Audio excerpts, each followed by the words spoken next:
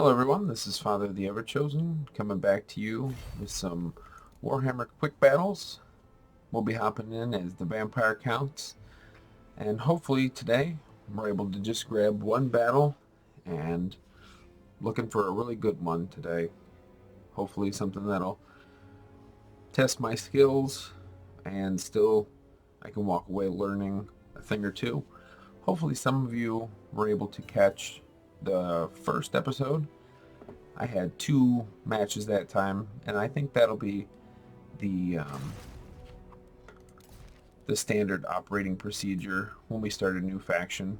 We will just start with 2 battles. So we went with Vlad for the first battle and a Von Karstein Vampire Lord for the second. We're going up against Hexwaddle and the Lizardmen, so possibly the Red Duke, bringing him with El Sif, Invocation, Raise Dead, and probably we'll put him up in the air, and then on top of that we'll bring a Necromancer, Corpse Cart, just with very basic spells, just Invocation. Just Invocation. Grab the Sternsmen. We're going to grab some Skeletal Spears, a unit of Blood Knights, Terrorgeist, 2 Vargeists, and we'll grab just 2 zombies so we can upgrade at least one of those. Pretty open battle map. So the spears will be there to counter any large, and for any missile purposes they're going to have a rough time. There's not a whole lot of AP if they go with, a Carnosaur Rush. Not that that's a super popular build anymore, but anybody can, cheese if they want. Bringing in anything like a Dread Saurian. If he brought 2 Dread Saurians and a Lord, like Mazdamundi, and then I don't know if you could bring Lord Croak as well, but that combination, this army definitely won't be suited for that. The main thing will be to pool up around that Necromancer and those spears and the Sternsmen, and have the zombies try to tar pit a bit and just keep them alive, and probably dropping more and more summons down. The Terrorgeist and the Zombie Dragon both will have some breath weapons, and that should be able to dish out quite a bit of damage to any ground troops they have. So we'll look up here, and the enemies actually have a high troop count, so I'm assuming that they did not go with a heavy dino build, which is favorable to us.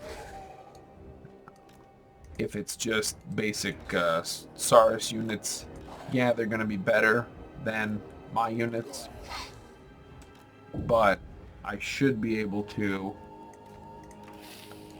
tar pit a little easier and get some nice charges off of these Vargeists.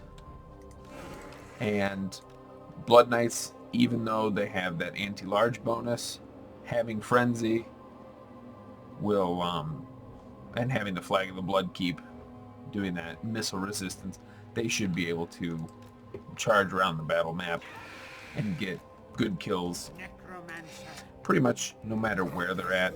The Red Duke with El Sif singling out some targets. So we'll start the battle. Vanguard deployment of these Skink Skirmishers. They've got a Bastiladon with the solar engine up there. Saurus Old Blood, Stegodon, and another Stegodon with a Priest of Beasts. So unfortunately, we're going to have to... We could probably... Yeah, we're probably going to just have to move forward on them.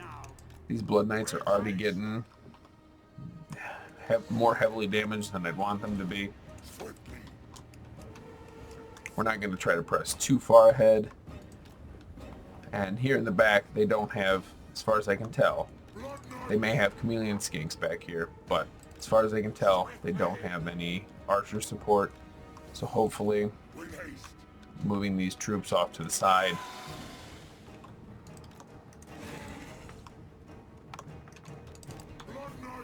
These Blood Knights don't seem like they're moving all that fast. They are running.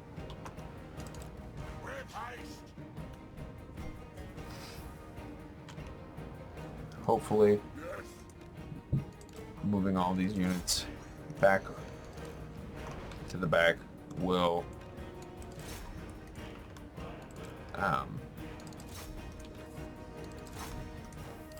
I'll be able to single out some of the ranged. That will be probably the most important thing to single out at this point.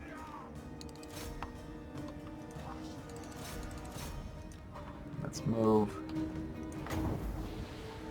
And we'll get a breath attack down on the Saurus Old Blood.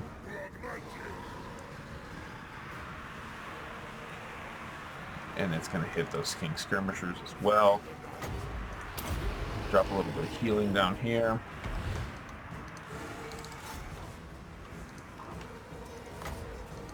And don't think I need to dive in just yet. We can get a nice shriek off here onto these Saurus units. Should do enough. Not going to be able to keep these Blood Knights alive probably as long as I'd like to. We can drop down some of these guys, start moving these spears in. This Necromancer being right here is pretty much key. Didn't want that, but of course, when the ability doesn't trigger right away, we can get those skink skirmishers. And they've got red-crested skinks going back this way. Terrorgeist will switch targets. Drop an invocation on the Blood Knights. And then we'll pop back.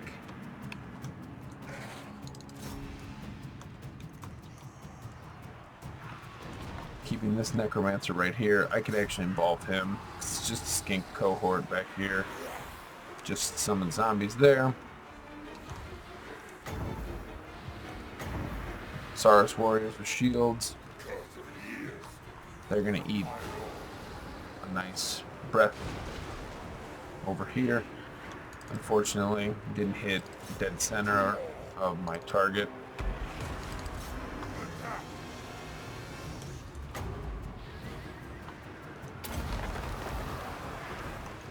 Summon some zombies right in on these Saurus warriors so that they can't get involved. No, I would like Elsa.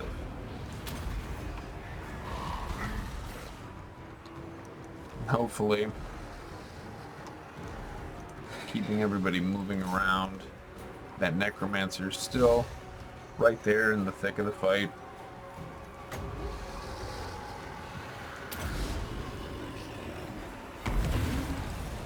Maybe I can pull the Red Duke back up into the air.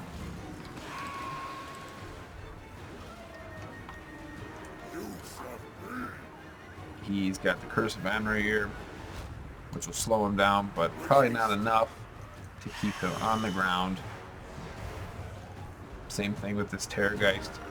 I'm hoping I can get him back up in the air.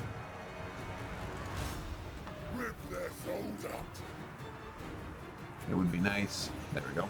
He's back up in the air. And we're going to get his Death Shriek off. A rear charge here. You got to reactivate these Blood Knights, pull them back in. Hopefully, take out more of these Skink Skirmishers.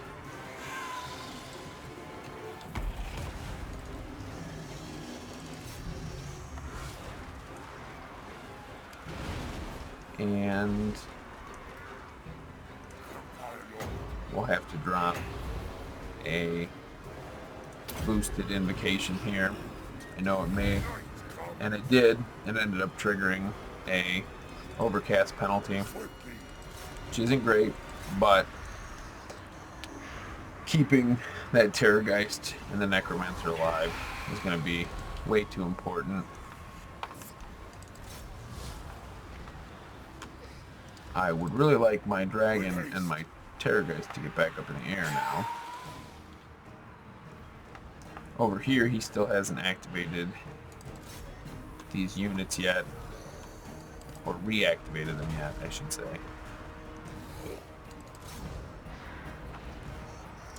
And I'm going to slip this Necromancer back behind my lines.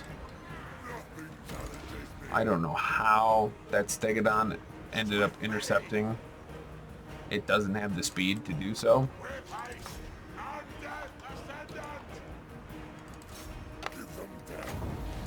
With a nice breath attack in here first. Nice, beefy section of troops. Unfortunately, it stopped him, and they were able to get off a solar engine shot.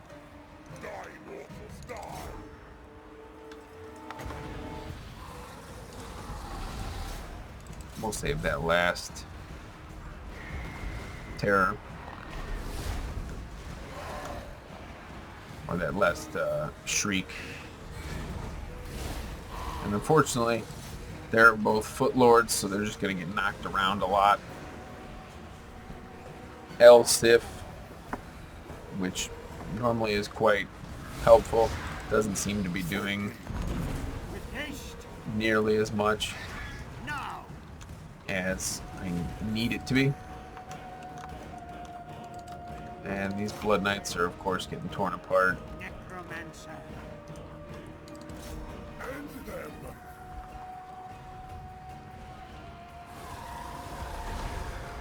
That skink priest of beasts. If I can get him... Why are you not getting back up in the air? Who is hitting you? They're engaged in melee, which is good.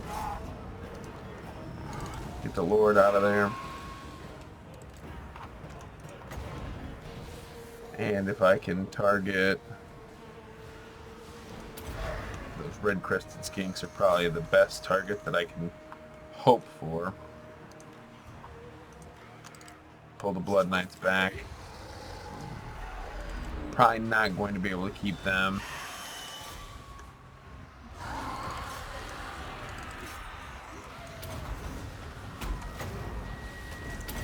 And we'll summon another unit of zombies here.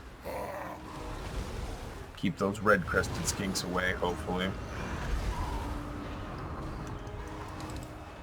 And those Blood Knights are pretty much toast.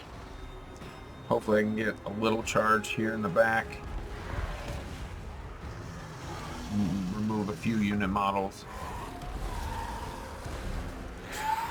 Slip this Terrorgeist back.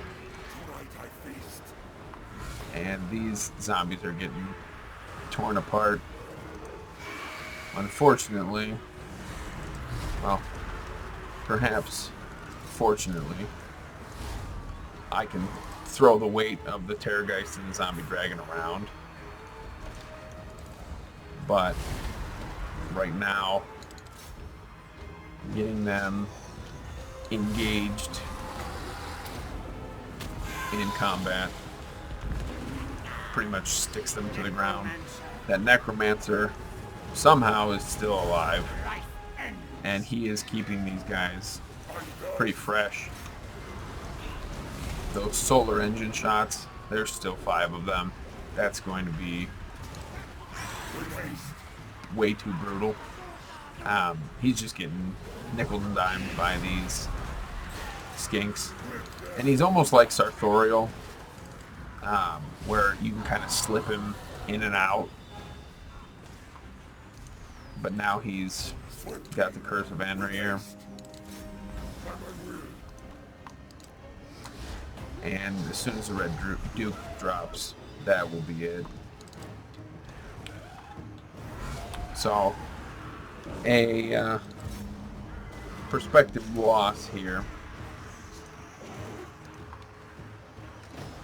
Maybe I can take out this old blood with a charge. Nope, it was intercepted by these red-crested skinks in the way.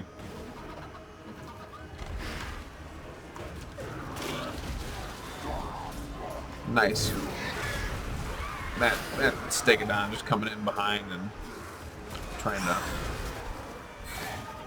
wreck everything. And battle, valiant defeat. So, what would I change? The spear units ended up holding quite well. I think the Blood Knights may have been a mispick. I mean, they ended up getting 83 kills, but not enough to go up and experience Chevron, and 2, not on high value enough targets. They have that anti-large bonus, but the 3 large creatures, the Bastillodon and the 2 Stegodons, both had advantageous matches against the Blood Knights, so they would have had to been supported. And with how small the army was, I could not afford to. So probably would have traded out the Blood Knights for maybe, I don't know, perhaps just Black Knights or Black Knights with lances and barding. I think they are not only a bit... Here, we'll even jump in to custom battle real quick here, just so that I know what I'm talking about. Blood Knights have 70 speed, and Black Knights with lances and barding actually are only 2 faster, and regular Black Knights would have been 8 faster, but they were constantly being slowed by the skinks with poison. I would have saved 650 or 950 gold, so I could have brought, 2 regular Black Knights and still had more room to put additional troops in to help cut through some of those units. But again, I didn't know what they were going to bring, if they would have brought more monsters. I think that the Terrorgeist and actually the Necromancer are almost must picks right now, at least in the factions that I've gone up against so far.